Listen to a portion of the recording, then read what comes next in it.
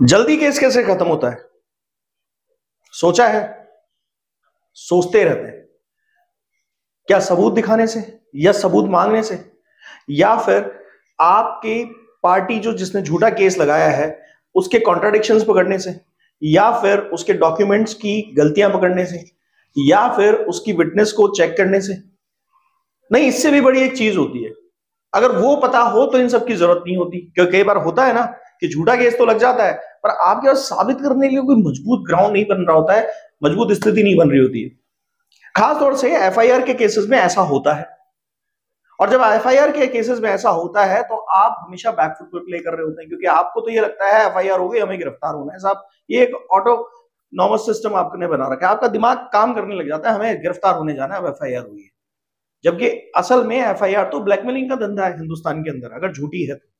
और झूठी एफआईआर इसलिए लिखवाई जाती है कि चाहे वो झूठे रेप का केस हो, पत्नी का झगड़ा हो, या प्रेमिका और प्रेमी का आपस में शादी को लेकर झगड़ा हो तो झूठे रेप का केस लिखवा दो, या फिर प्रॉपर्टी के डिस्प्यूट्स हो, या किसी से पैसा निकलवाना हो तो झूठी एफआईआर करा दो। ये फॉर्मूला है इंडिया में। हिंदुस्तान में मैक्सिमम लोग इस तरह से लोगों को एक्सट्रॉर्ट करते हैं और अपने बातों में लाकर दबाव बनाते हैं कि हमारी बात मान ली जाए, हमारे काम पूरे कर दे कोई दबाव आके। तो इसका कोई सोल्यूशन है? एक झटके के अंदर निकल के आ जाए हम बाहर और फिर एकदम से हो जाए? पर मैं इससे पहले आगे बढ़ूं तो ये कह दूं कि भैया अपना जीवन बचाने की ही बात देखने तो यहां आते हैं। अब इस पे भी दो चार लोग कमेंट ये करके चले जाते हैं कि हवा हवाई बातें, हवा हवाई बातें, तो फिर इसका मतलब मुझ पे भी क्यों कमेंट करते हैं? आप जाके सुप्रीम कोर्ट के जजमेंट्स पे भी कर दीजिए, आप हाई कोर्ट्स के जजमेंट्स पे भी कर दीजिए।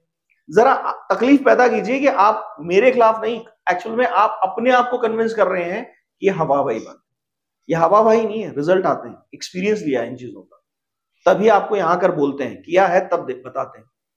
इसीलिए दोस्तों हम चाहते हैं कि आप एजुकेटेड हो जाएं, और ये जरूरत है आपकी अगर आप ऐसी बातें कर रहे हैं तो, क्योंकि आपको एजुकेटेड होना लॉ के मैटर में बहुत जरूरी है, क्योंकि लॉ कॉम्प्लेक्स नहीं है और उसका जो प्रोसीजर है, उसकी जो प्रैक्टिस है, उसका जो फॉलोअप है, उसका जो पैटर्न है, उसमें झोल है। तो आप चाहें तो क्रैश कोर्स ज्वाइन कर सकते हैं खुद अपनी तैयारी करने के लिए, सेल्फ। मगर अगर आप चाहते हैं कि मेरी अनुभवी टीम आपके साथ अपना एक्सपीरियंस जोड़े, आपको गाइड करे, आपको बढ़िया लैंडमार्क जजमेंट्स, ट्रिक्स, प्रैक्टिकल चीजें, थियरी का पूरा ज्ञान और इस तरह की सब चीजें आपको दे, और उसके अंदर आपको पक पक पे पता रहे कि हाँ अब मेरी तैयारी किस तरह की, तो मेन कोर्स ज्वाइन कर लीजिए। आपसे पहले जितने भी लोगों ने इन कोर्सेज को ज्वाइन किया वो बहुत कंफर्टेबल है अपने केसेस को लेकर, कॉन्फिडेंट है, अच्छा परफॉर्म कर रहे हैं। आप भी अगर इन कोर्सेज का हिस्सा होना चाहते हो, दिए गए व्हाट्सएप नंबर पर डिटेल लीजिए और ज्वाइन कर लीजिए। आप अगर किसी कानूनी समस्या में इस वक्त फंसे हैं, मुझसे बात करके और उसका समाधान चाहते हैं, तो दिए गए व्हाट्सएप नंबर पर डिटेल शेयर कीजिए, अपॉइंटमेंट की लीजिए, और उसके बाद आप मुझसे बात कर सकते हैं दिए हुए टाइम पे।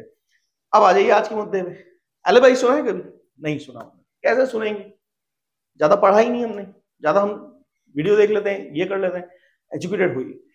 एलिबाई क्या होता है इसको मैं इधर ही साइड पर रख देता हूं, आपको सीधा सरल भाषा में समझाता हूं। देखिए, शादी का न्योता आता है, कभी कभी आता होगा ना, कोई फंक्शन का न्योता, शादी का न्योता, या फिर कभी किसी से मिलते होंगे तो आप पूछते होंगे, अरे भैया क्या हुआ, शादी हो गई आपकी, कौन सी डेट को हुई थी, कहां पर गई थी बारात? ये भी तो पूछते हैं कि हनीमून पे कहां गए थे, फेरे कौन से टाइम पे लिए थे, शाम को, सुबह या रात को? तो हर चीज का कहीं ना कहीं कनेक्शन देख रहे हैं। अभी भी नहीं समझ में आया? आपको शादी का कार्ड मिलेगा और उसमें सिर्फ इतना लिखा होगा, शादी में आ जाना, और कुछ नहीं लिखा होगा। अगर वहां टाइम नहीं है, डेट नहीं है, किस तारीख को जाना है, और वहां पर वेन्यू यानी कि प्लेस नहीं है, तो क्या आप ऐसी शादी अटेंड कर पाएंगे? कार्ड को ही निहारते रह जाएंगे, क्योंकि आपको पता ही नहीं जाना कहाँ है। तो जब हर चीज टाइम, डेट, प्लेस से जुड़ी हुई है, यहां तक कि हर सरकारी कागज भी इन्हीं चीजों पर चलता है, तो एफआईआर लिख देने भर से ही आप क्या गिरफ्तार होने की पोजीशन पे आ जाएंगे? नहीं। आपका वहां पर सामने वाली झूठी पार्टी कभी एविडेंस देगी नहीं झूठे केस के अंदर, बस एक एफआईआर करके और आपको दबाव बनाने की कोशिश करेगी, आपको गिरफ्तार करवाने की, पुलिस स्टेशन में जबरदस्ती बुलाने की कोशिश करेगी। अब अगर आपने इस चीज को वहां निर्धारित करवा दिया, तो सबूत हो ना हो, गवाह हो ना हो, कोई और परिस्थिति हो या ना हो, इसको डायरेक्ट चैलेंज कर सकते हैं एफआईआर को आप इस स्तर पे कि इसमें टाइम, डेट, प्लेस नहीं है, कि किस दिन की घटना है और कब हुई थी। अगर ऐसा है वहां पर, तो कान खोल के सुन लीजिए, आपको कोई भी गिरफ्तारी नहीं हो सकती, आप पे कोई भी केस नहीं चलाया जा सकता। पर यह बात सुनने के बाद क्या आप करेंगे?